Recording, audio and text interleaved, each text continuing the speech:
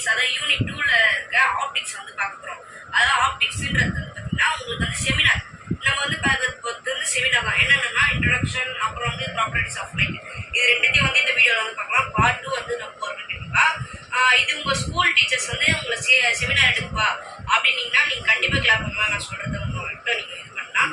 புரியலன்னா இதை வந்து பார்த்துங்க. இந்த வீடியோ வந்து புரியலன்னா நீங்கள் ஸ்கிப் பண்ணால் பாருங்க. மறக்காம வாங்க வீடியோக்குள்ளே போகலாம். அதுக்கு முன்னாடி நம்ம சேனல் பிடிச்சா லைக் பண்ணுங்க, ஷேர் பண்ணுங்க, சப்ஸ்கிரைப் பண்ணிடுங்க.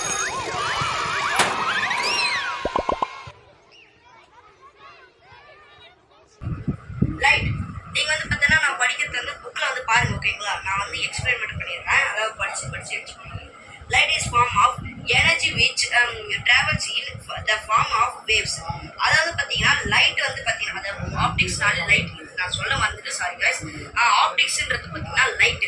அதில் வந்து பார்த்தீங்கன்னா light is a form of energy. Light வந்து பார்த்தீங்கன்னா ஃபார்ம் ஆஃப் எனர்ஜி, ஓகேங்களா? ஃபார்ம் ஆஃப் எனர்ஜினா லைட் வந்து பார்த்தீங்கன்னா ஒரு எனர்ஜி வந்து கொடுக்குற மாதிரி நமக்கு வந்து இருக்கு. Which travels in form the waves.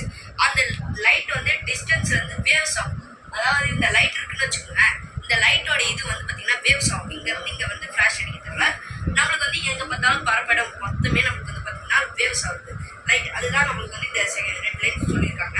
The path of light is called ray of and group of this ray are called as beam of light.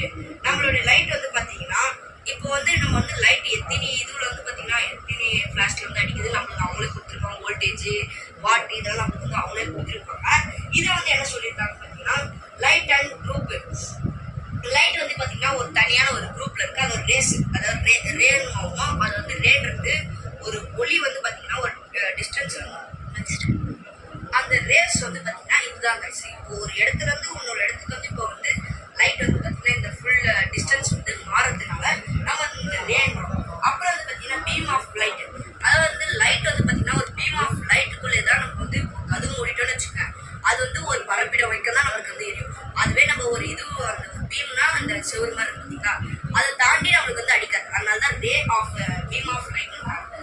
Any object which gives out light are termed as source of light.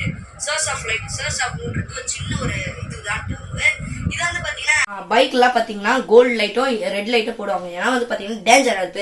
அது பேர் வந்து பார்த்தீங்கன்னா டேஞ்சர்னுவாங்க. அந்த danger எதுக்குன்னா இன்னொரு லைட்டுக்கு வந்து பார்த்தீங்கன்னா வேவ் லென்த் ஹையஸ்ட் லென்த்தில் வந்து வருது பார்த்தீங்கன்னா ஆனால் வேவ் லென்த்னுவாங்க.